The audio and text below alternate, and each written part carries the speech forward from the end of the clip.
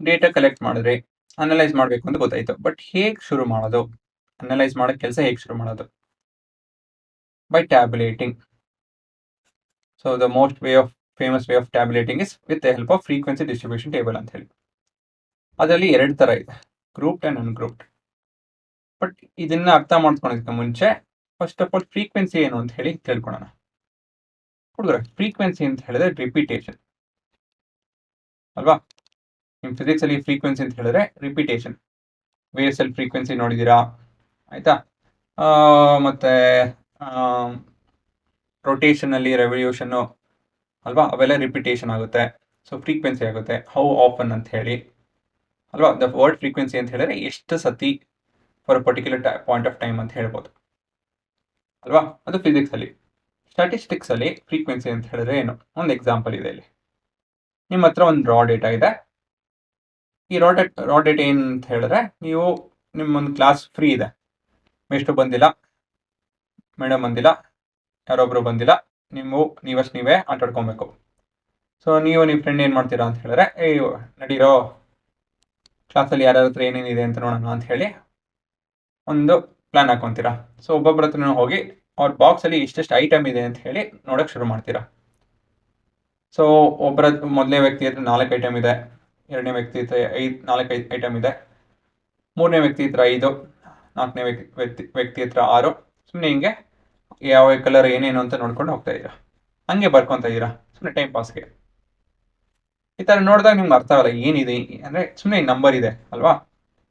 ಅದನ್ನು ನೀವು ಏನು ಮಾಡ್ತೀರಾ ಅಂತ ಹೇಳಿದ್ರೆ ಟೇಬಲ್ ಥರ ಮಾಡೋಕ್ಕೆ ಶುರು ಮಾಡ್ತೀರಾ. ಈ ಟೇಬಲಲ್ಲಿ ಏನಂತ ಹೇಳಿದ್ರೆ, ಯಾವ್ಯಾವ ನಂಬರು ಇಲ್ಲಿ ಏನೋ 4, 5, 6 ಯಾವ ನಂಬರ್ ಬರುತ್ತೆ ಅಂತ ಹೇಳಿ ಬರ್ಕೊಂಡು ಐಟಮ್ಸ್ ಅಂತ ಹೇಳಿ, ಆಯ್ತಾ?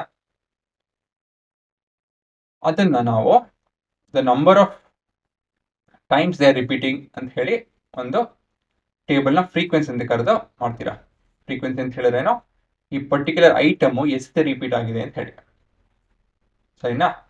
So the number of items in a box. So ಈ ಕಾಲಮ್ ಬಂದು number of items a person has in the pouch. Frequency ಅಂತ ಹೇಳಿದ್ರೆ ಎಷ್ಟೇ ನಂಬರ್ ರಿಪೀಟ್ ಆಗಿದೆ ಅಂತ ಹೇಳಿ. ಎಕ್ಸಾಂಪಲ್ ಇಲ್ಲಿ 4, 1, 2, 3, 4, 5, 6 ಸತಿ ರಿಪೀಟ್ ಆಗಿದೆ. 5, 1, 2, 3, 4, 5 ಸತಿ ರಿಪೀಟ್ ಆಗಿದೆ. 6, 1, 2, 3, 4, 5 ಸತಿ ರಿಪೀಟ್ ಆಗಿದೆ. ಫ್ರೀಕ್ವೆನ್ಸಿ ಅಂತ ಹೇಳಿದ್ರೆ ಅದು ಏನು ಹೇಳುತ್ತೆ ಅಂತ ಹೇಳಿದ್ರೆ, ಈ ಪರ್ಟಿಕ್ಯುಲರ್ ಐಟಮು ಸತಿ ರಿಪೀಟ್ ಆಗಿದೆ ಅಂತ ಹೇಳಿ, ಸರಿನಾ? ಐಟಮ್ ಏನ್ ಬೇಕಾದ್ರೂ ಆಗಿರ್ಬೋದು, ಇದು ಕಲರ್ ಕೂಡ ಆಗಿರ್ಬೋದು, ಸರಿನಾ? ಎಷ್ಟು ಜನ ಹತ್ರ ಯೆಲ್ಲೋ ಕಲರ್ ಏನೋ ಒಂದಿದೆ ಪೌಚಲ್ಲಿ, ಅವ್ರ ಬಾಕ್ಸಲ್ಲಿ ಯೆಲ್ಲೋ ಕಲರ್ ಏನೋ ಒಂದಿದೆ, ಇನ್ನೊಂದು ಕಲರ್ ಬ್ಲ್ಯಾಕ್, ಇನ್ನೊಂದು ಕಲರ್ ರೆಡ್. ಐಟಮ್ ಏನು ಬೇಕಾದ್ರೂ ಆಗಿರ್ಬೋದು, ಹೈಟ್ ಕೂಡ ಆಗಿರ್ಬೋದು, ಏಜ್ ಕೂಡ ಆಗಿರ್ಬೋದು. ಬಟ್ ಫ್ರೀಕ್ವೆನ್ಸಿ, ಆಯ್ತಾ, ನಂಬರು ಯಾವತ್ತಿದ್ರು ಎಷ್ಟು ಸತಿ ರಿಪೀಟ್ ಆಗಿದೆ ಅಂತ ಹೇಳೋ ನಂಬರು. ಐಟಮ್ ಆಯಿತು ಅಂತ ಹೇಳಿದ್ರೆ ಹೆಸರಾಗಿರ್ಬೋದು, ಏನೋ ಯಾರೋ ಇನ್ನೊಂದು ಸರ್ವೆ ಮಾಡ್ತೀರಾ, ಈ ರೋಡಲ್ಲಿ ಎಷ್ಟು ಜನ ಅಜಯ್ ಅಂತ ಹೆಸರಿದೆ, ವಿಜಯ್ ಅಂತ ಹೆಸರಿದೆ, ಆ ಥರ ಸರ್ವೆ ಮಾಡೋದಕ್ಕೂ ಐಟಮಲ್ಲಿ ಬರುತ್ತೆ. ಬಟ್ ಫ್ರೀಕ್ವೆನ್ಸಿ ಏನಂತ ಹೇಳಿದ್ರೆ ಅದು ಕೌಂಟ್ ನಿಮ್ಮ 0 ಆಗಿರ್ಬೋದು, 1000 ಆಗಿರ್ಬೋದು, ಸರಿನಾ? ಫ್ರೀಕ್ವೆನ್ಸಿ ಅಂತ ಹೇಳೋದು ಯಾವತ್ತಿದ್ರೂ ಒಂದು ನಂಬರ್. ಅದೇನು ಹೇಳುತ್ತೆ ಅಂತ ಹೇಳಿದ್ರೆ ಈ ಪರ್ಟಿಕ್ಯುಲರ್ ಐಟಮ್ ಎಷ್ಟು ರಿಪೀಟ್ ಆಗಿದೆ ಅಂತ ಹೇಳಿ ಹೇಳುತ್ತೆ ಇಲ್ಲಿ ರಾ ಡೇಟಾದಲ್ಲಿ. ಅರ್ಥ ಆಯ್ತಾ? So please understand the word frequency. ತುಂಬ ಜನ ಐಟಮು ಫ್ರೀಕ್ವೆನ್ಸಿ ಕನ್ಫ್ಯೂಸ್ ಹಾಕೊಂಡ್ಬಿಡ್ತಾರೆ. ಇದರಲ್ಲಿ ನಂಬರ್ ನೋಡ್ತಾರೆ, ಇದರಲ್ಲಿ ನಂಬರ್ ನೋಡ್ತಾರೆ, ಏನೇನೋ ಅನ್ಕೊಂಡ್ಬಿಡ್ತಾರೆ, ಸರಿನಾ? So frequency gives you how many times this particular thing has repeated. 3-4 ಸತಿ ಆಲ್ರೆಡಿ ಹೇಳಿದ್ದೀನಿ, ಕರೆಕ್ಟಾಗಿ ತಲೆ ಒಳಗಡೆ ಇಟ್ಕೊಳ್ಳಿ.